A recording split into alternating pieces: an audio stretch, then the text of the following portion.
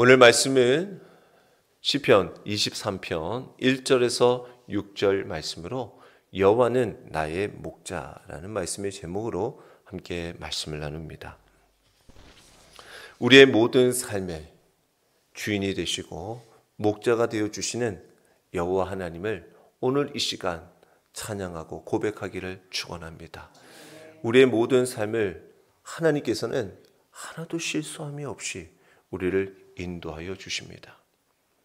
우리는 다양한 모습, 또 다양한 삶을 살아가고 또 여러 사람을 만나며 살아갑니다. 하지만 하나님을 향한 우리의 고백은 오늘 말씀과 같이 하나가 됩니다.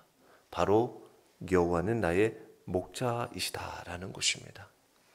또한 우리는 여러 가지 경험을 통해서 생각하고 알게 되는 것, 또 역시 각자의 경험은 다를 수 있습니다.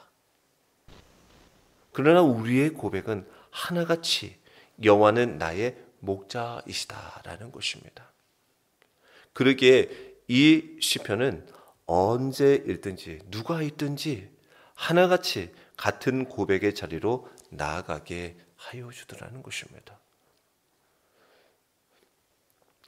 이는 우리를 구원하시고 우리를 생명으로 인도하시고 복된 길로 이끄시며 함께 하시는 분은 오직 여호와 하나님 뿐임을 우리에게 말씀하고 있는 것입니다.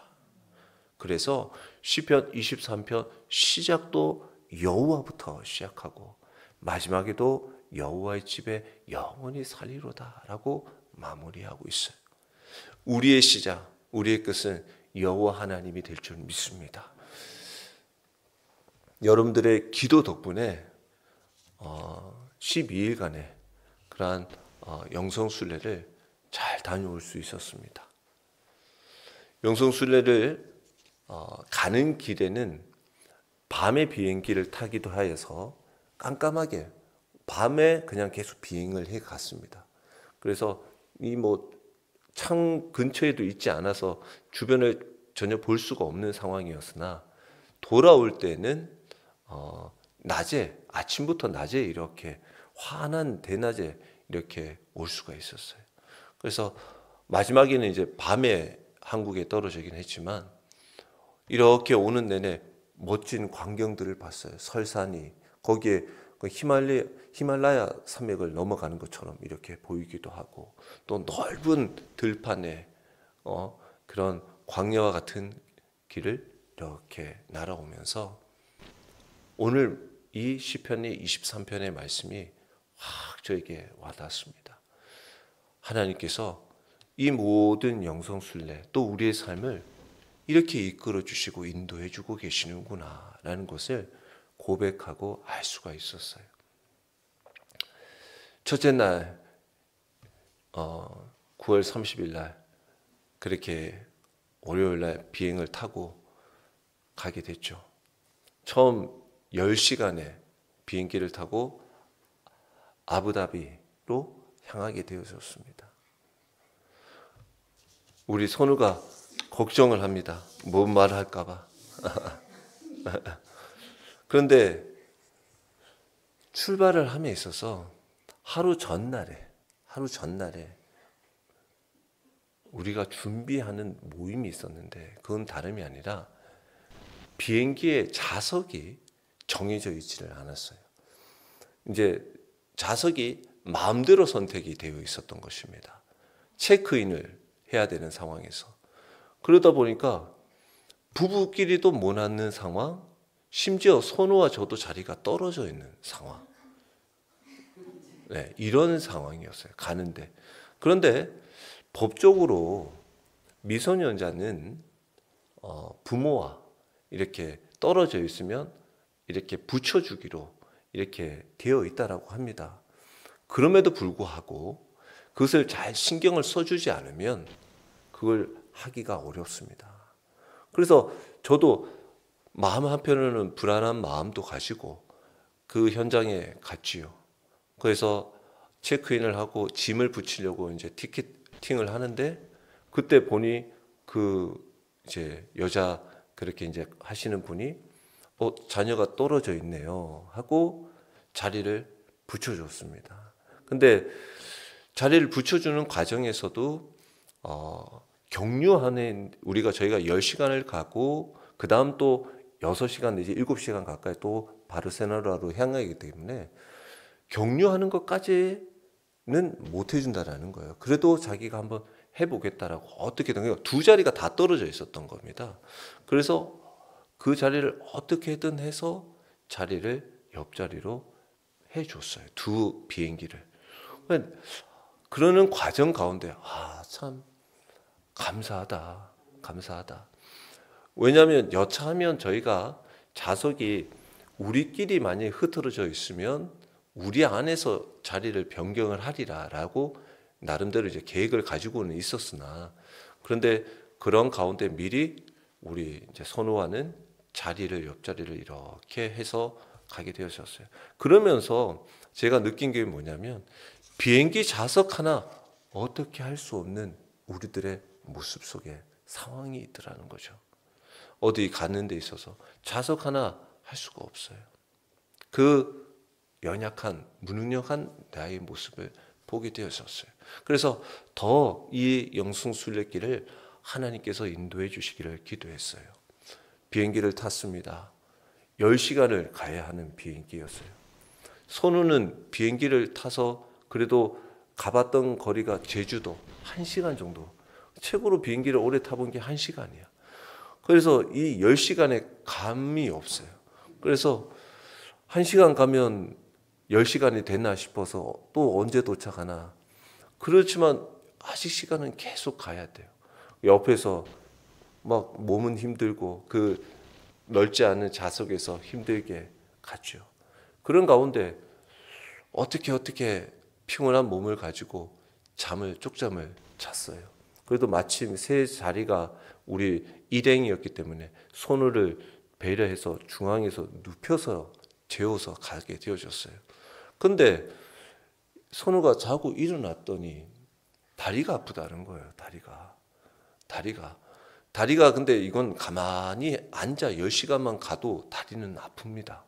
그렇기 때문에 선우도 오래된 비행기에 다리가 아픈 거예요.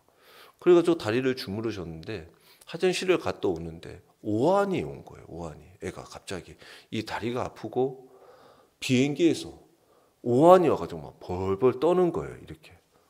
그래서 어떡해요?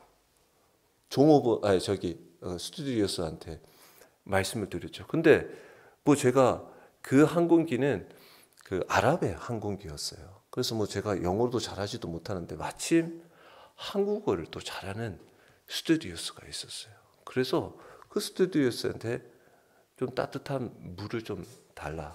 그랬더니 1.5리터의 뜨거운 물을 받아서 핫팩용으로 그걸 우리에게 주었어요. 그래서 그걸 갖다 주니 선우가 그걸 안고 몸의 체온을 유지할 수 있었어요. 저는 이 비행기를 타고 지금 하루도 지나가지 않은 이 비행기 안에서 이런 일이 있으니 마음 한켠으로는 얼마나 마음이 걱정이 되겠습니까? 그래도 무사히 괜찮아졌어요. 컨디션도 좋아졌고 기내식도 2번 먹고 아부다비에 도착을 했습니다. 그리고는 아부다비에서도 경유 시간을 위해서 몇 시간을 기다려야 했습니다. 그런 가운데 선우야. 그러고 난 뒤에 잠깐 눈을 붙였어요. 대기하는 중간에 선우도 잠을 자고. 그런 가운데 이제 마지막 모여야 하는 시간에 가게 되어졌어요. 모여야 하는 시간에 가기 전에 잠깐 잠에서 깨서 비몽사몽간에 선우와 제가 화장실을 갔어요. 남자 화장실에. 근데 화장실에 갔다가 각자 일을 보고 돌아섰는데 선우가 없어. 순간 선우를 없어졌어요. 그래서 아차, 얘가 나갔구나. 먼저 나갔구나. 라는 생각에 제가 뒤늦게 나갔죠. 나갔더니 외국 어떤 여성분이 제 모습, 허둥지둥하는 모습을 보면서 저한테 베이비? 이렇게 얘기를 하는 거예요. 아마 아기 찾냐? 이런 의미로 내가 예스 했더니 저기로 갔다라는 거예요. 그래서 뒤늦게 불이 나게 뛰어갔습니다. 낯선 곳에서. 뛰어갔더니 우는 소리가 나는 거예요. 엉엉 우는 소리가 나면서 그것도 코피를 흘리면서 한쪽에 코피를 흘리면서 돌아다니는 거예요. 그래서 그 모습을 보니까 제가 뭐 화내고 짜증내고도 없어요. 그냥 그 자리에서 안아줬습니다. 안아주고 다독거려줬어요. 일단 울음을 거치고. 그리고 코피가 나요. 피곤했던 것 같아요. 그리고 아침에도 코피가 났다고 하는데 그건 몰랐는데, 그래서 불이 나게 지혈을 하고 그렇게 경유의 자리, 그 이제 바르셀로나를 가는 그 비행기를 타러 가는 거였어요. 지금 이게 불과 하루도 지나지 않은 일이었어요. 그래서 제가 그 순간에 많은 생각을 했어요. 야, 자칫하면 갔다가 다시 한국으로도 돌아올지도 모르겠다 라는 진짜 그 짧은 생각도 있었고, 그런 가운데 한편으로는 무슨 생각이 드냐면, 아니지, 우리가 이 영성순리를 위해서 기도했는데, 그리고 지금 이것을 위해서 다 기도하고 계시는데 하나님께서 분명하게 잘 인도해 주실 거야 라는 믿음이 있었어요. 그리고 난 뒤에 우리 손을 다독거리고 코피 난 상태에서 제가 안았더니 옷이 여기에 피가 묻은 거예요. 나름대로 이 옷을 입고 지금 일과를 보내야 되는데 여기에 피가 묻었어요. 그리고는 코 지혈을 하고 갔더니 그러한 이후의 일정 가운데서는 선우가 잘 지낼 수 있었어요. 그 다음에는 잘 지내면서 이제는 그 34명의 일행들, 목사님, 사모님들과 사이도 좋아지고, 거기에 심지어 스페인의 포르투갈의 사모님, 아들 셋을 놓고 온 사모님이 거의 양 어머니를 만들어가지고 스페인 어머니로 삼아가지고 그 사모님 손을 잡고 다니면서 그 모든 일정들을 잘 보낼 수 있었어요. 그러면서 제가 돌아오는 길에 가만히 돌이켜 보니 참 우리의 연약하고 약한 우리들을 이렇게 인도해 주시고 돌봐주신 이 모든 것이 참 주님의 은혜였다라는 것을 고백할 수 있었어요. 처음과 끝을 우리를 잘 인도해 주시는 그 하나님을 우리가 찬양하지 않을 수가 없더라는 것입니다. 그리고 한편으로는 이 모든 순례길을 갈 수 있었던 것도 함께 기도하고 우리를 인도하신 그 선한 목자 되시는 주님을 바라보았기 때문에 가능하더라라는 것이죠. 그래서 여러분들에게도 오늘 이 말씀을 통해서도 제가 드리고 싶은 말씀은 그겁니다. 여러분들이 각자의 경험들은 다를 수 있어요. 저는 이러한 경험을 통해서 또 앞으로도 어떤 경험을 통해서도 하나님께서 함께 하시고 인도하심을 보게 될 것입니다. 근데 여러분들의 삶에도 이와 같이 목자 되시는 하나님께서 여러분들을 선하고 의로운 길로 인도해 주시는 놀라운 은혜가 함께 하기를, 또한 그 삶을 나눌 수 있기를 소망하는 마음에 오늘 말씀을 준비하였습니다. 그래서 이 말씀들도 보면요, 여러분들이 자세히 오늘 23편을 보시면 과거와 현재와 미래가 다 담겨져 있습니다.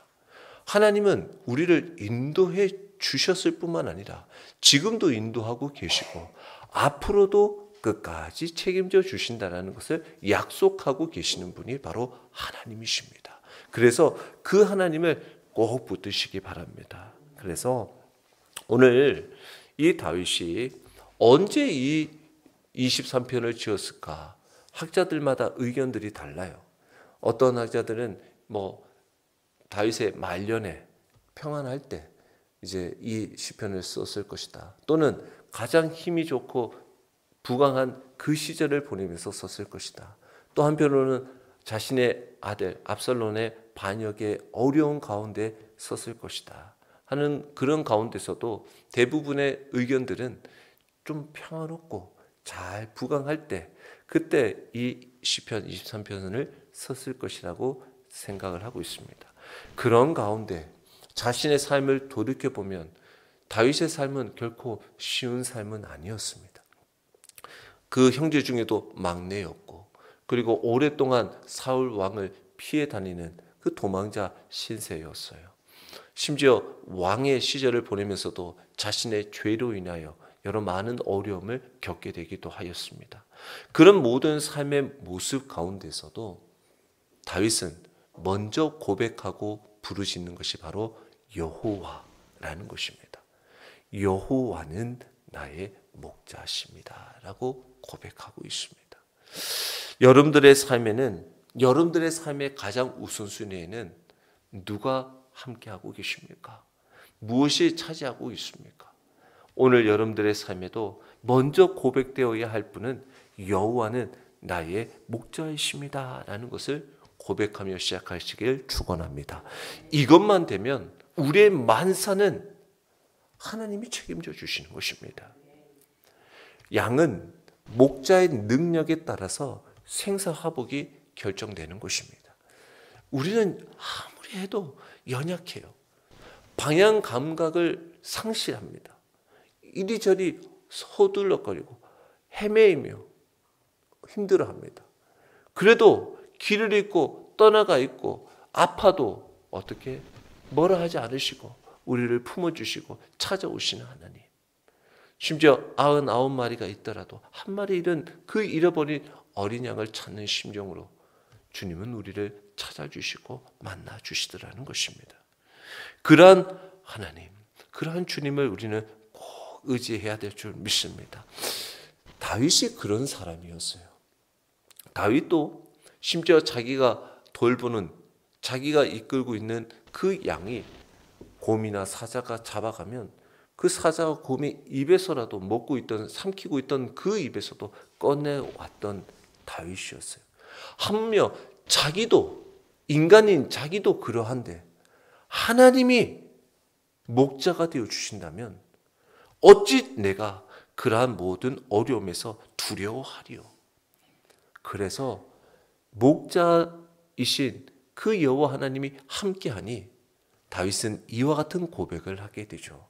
내게 부족함이 없으리로다 라는 것입니다. 내게 부족함이 없으리로다. 이 부족함이 없다라는 것은 물질적인 풍요로움만을 의미하는 것이 아닙니다. 부족함이 없다라는 것은 나에게 있는 모든 것을 족할주로 여긴다라는 것입니다. 하나님이, 내가 지금 가지고 있는 것은 하나님이 나에게 주신 최선의 것. 내가 지금 혹여 가지고 있지 못한다라는 것은 하나님이 장차 주실 수도 있고, 혹여 내가 가지고 있다고 한다면 그것이 해가 되기에 아직 주시지 않은 것일 수가 있다라는 것입니다. 그래서 지금 나에게는 하나님이 나에게 가장 귀하고 알맞는 것을 주셨기에 나는 여호와 하나님을 목자로 삼아 살아가는 나의 삶은 부족함이 없다라는 것을 고백하는 것입니다. 여러분들의 삶에도 하나님을 목자로 삼아 살아가는 여러분들의 삶에도 부족함이 없기를 축원합니다. 선우가 얼마나 사랑을 많이 받았는지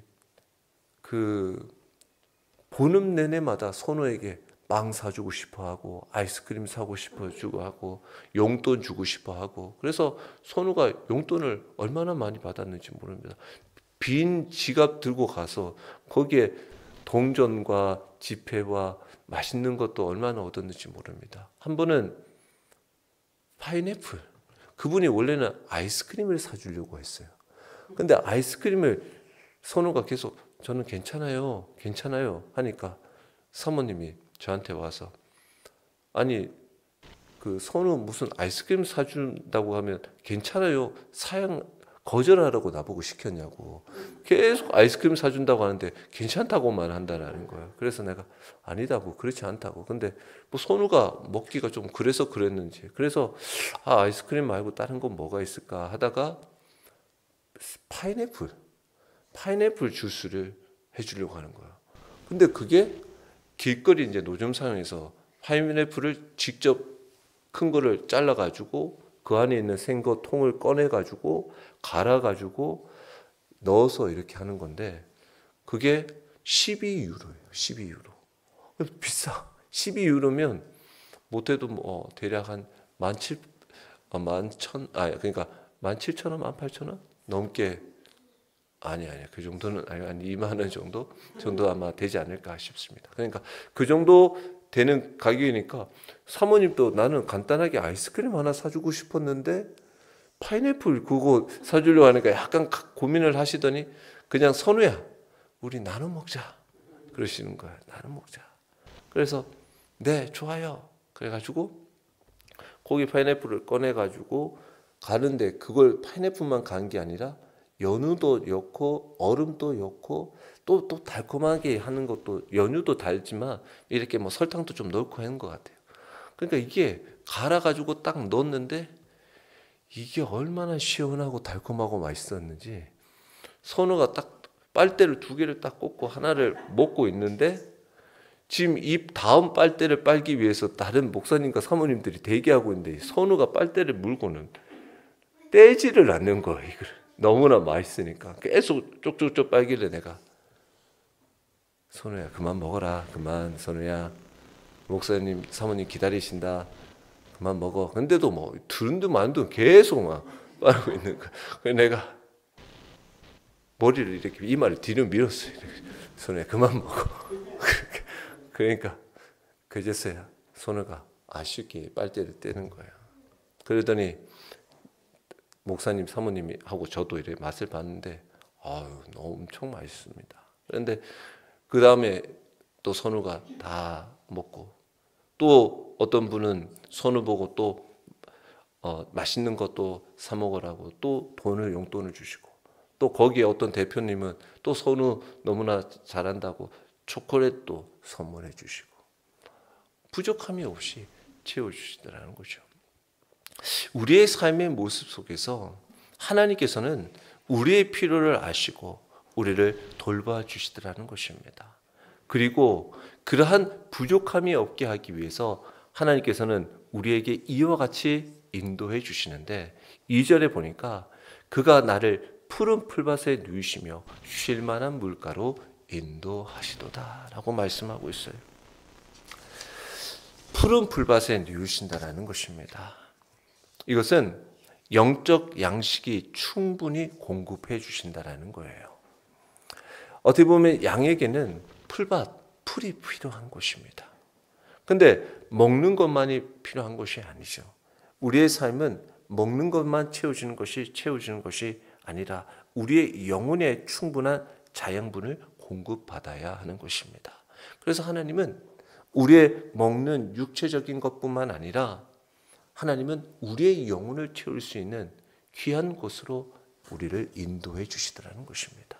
그래서 하나님 앞에 나오는 자에게는 하나님은 그 하나님의 삶에 영적인 충만한 삶을 인도해 주시더라라는 것입니다. 그리고 그 영적인 충만한 삶을 이끌어서 어디로 또 인도해 주시나 쉴 만한 물가로 인도해 주시더라라는 것입니다. 쉴 만한 물가라는 것은 말 그대로 잔잔한 물이 흐르는 곳을 말합니다.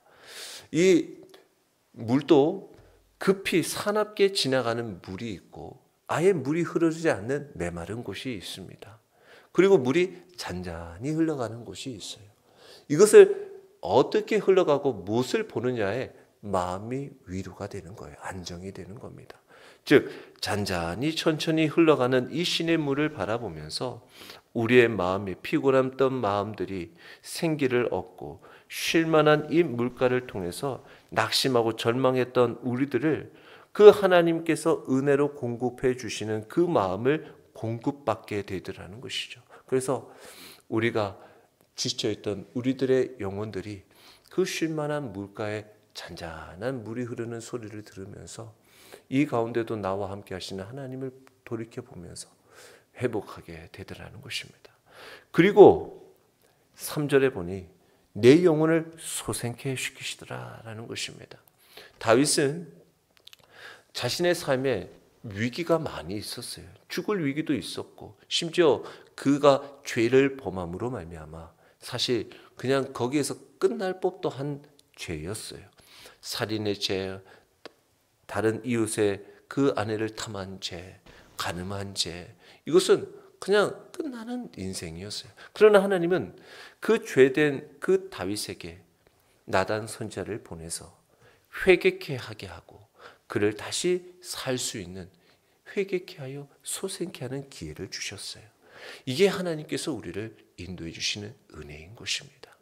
우리를 날마다 하나님께서는 죄와 악한 길에서 돌이켜서 회개하여 다시금 하나님의 자녀로 하나님의 거룩한 백성의 모습을 회복시키는, 소생케 하시는 은혜를 우리에게 주시더라는 것입니다.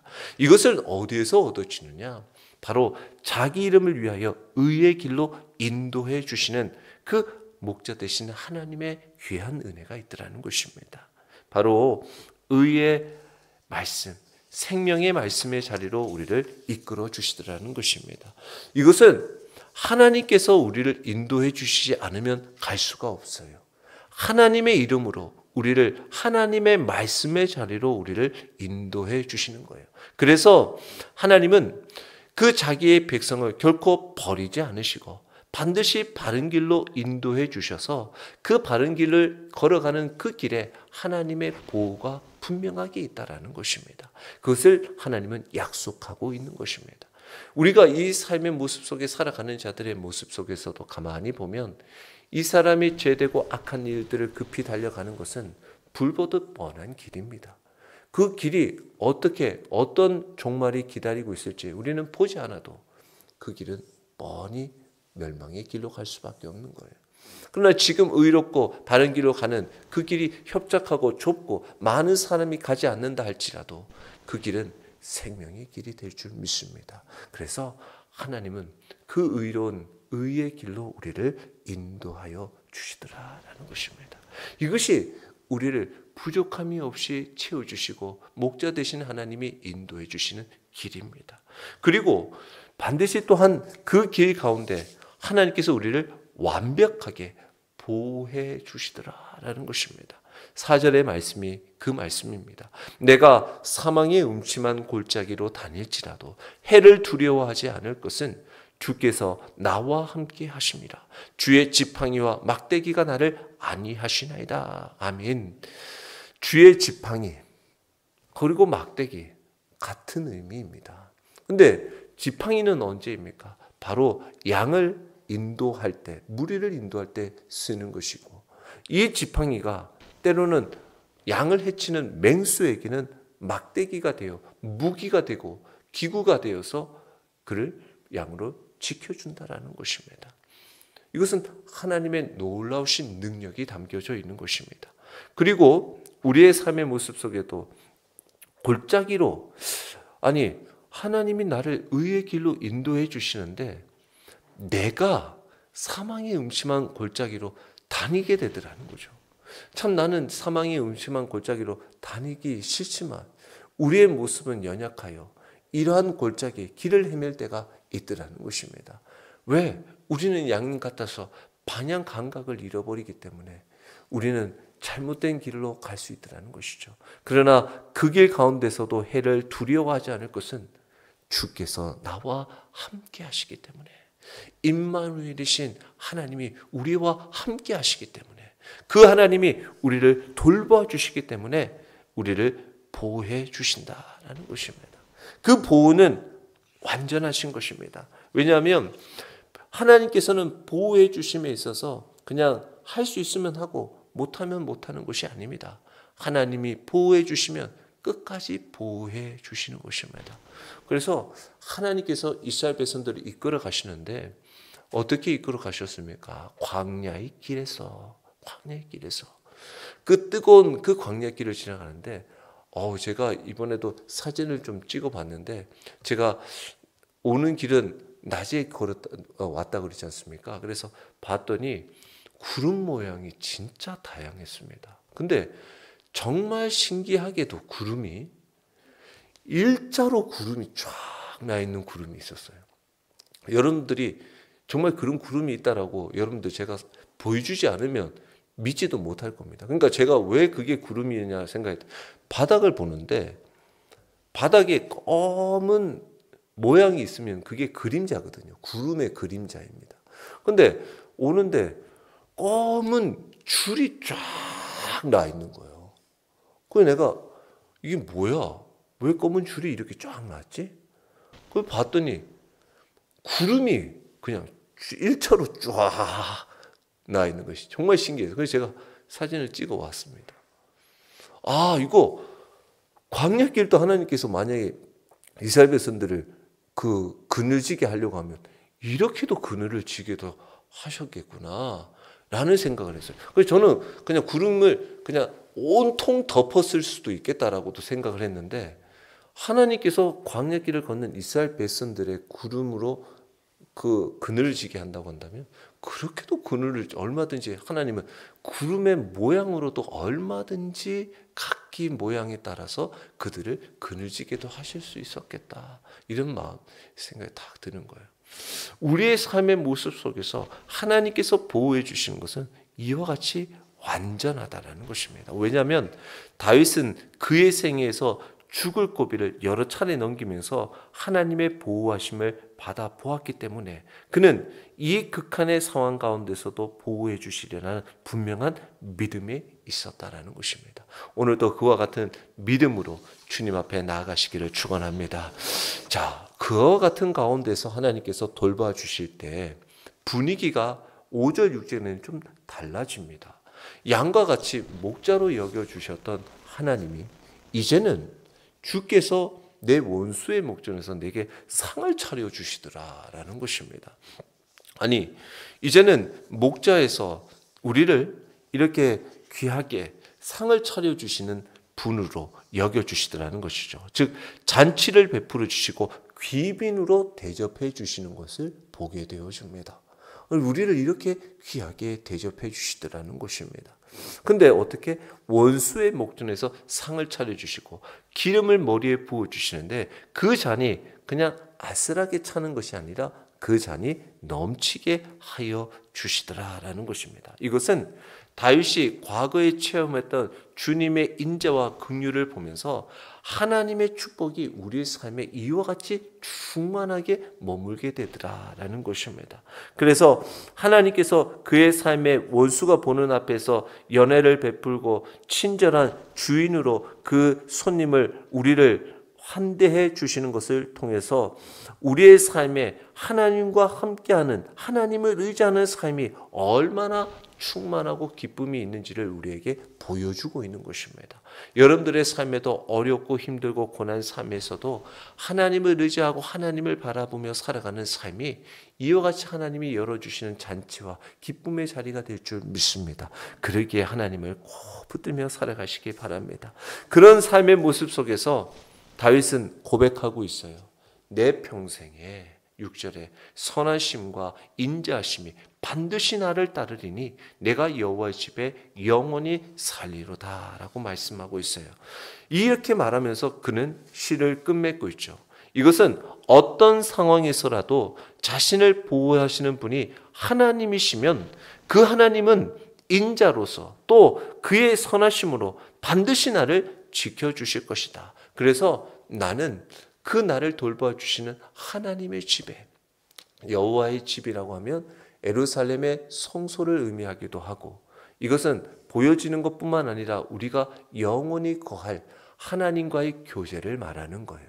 하나님과 교제의 자리는 바로 어디입니까? 하나님을 예배하는, 하나님을 만나는 기도의 자리가 되는 거예요. 그래서 이 다윗은 하나님을 예배하는, 하나님을 기도하는, 하나님을 찬양하는 그곳을 사모하며 살아가겠습니다 라고 고백하고 있습니다. 자, 이 시편 23편을 보면서 우리를 인도하시고 보호하시는, 축복하시는 하나님만 바라보는 믿음의 눈을 가지며 살아가기를 우리에게 요청하고 있습니다. 하나님께서는 우리의 삶을 평화로운 삶으로 보장해 주십니다. 하나님의 품 안에서는 언제나 푸른 초장이요 쉴만한 물가가 될 줄 믿습니다. 그래서 하나님이 우리의 목자가 되어 주시는 거예요. 하나님께서 이와 같은 곳을 허락해 주시더라는 것이죠. 제멋대로 딴 길로 간 양들을 불러주세요. 그리고 그러한 우리들을 연약한 영혼들을 붙들어 품어주시고 소생시켜 주셨어요. 이 모든 일들은 하나님의 이름과 하나님의 영광을 위해서 이루어가고 계셔요. 혹시 우리 인생길에 내게 죄로 인해 또 여러 가지 어두운 그 사망의 그림자가 드려져 있다 할지라도 하나님께서 우리의 삶을 지켜주셔서 하나님께서의 그 지팡이와 막대기로 우리를 보호해 주심을 믿고, 이 보호는 단순히 보호해 주시는 한순간의 모습이 아니라 우리의 모든 걸음걸음마다, 심지어 원수의 목전에 있을 때에도 하나님은 그 원수의 목전에서도 상을 베풀어 우리에게 음식을 먹여주시고 그 넘치는 잔이 넘치는 은혜를 베풀어 우리에게 주실 것을 약속하고 계십니다. 이것은 어제나 오늘이나 내일이나 변함이 없다라는 것입니다. 반드시 우리를 따를 것이다 라는 것입니다. 오늘도 여러분들의 삶에 우리가 기대하는 것보다 훨씬 더 크고 풍부한 하나님의 귀한 은혜가 결코 부족함이 없이 우리 가운데 함께 하심을 믿고 주님을 찬양하는 믿음의 삶이 되시길 주 이름으로 축원합니다.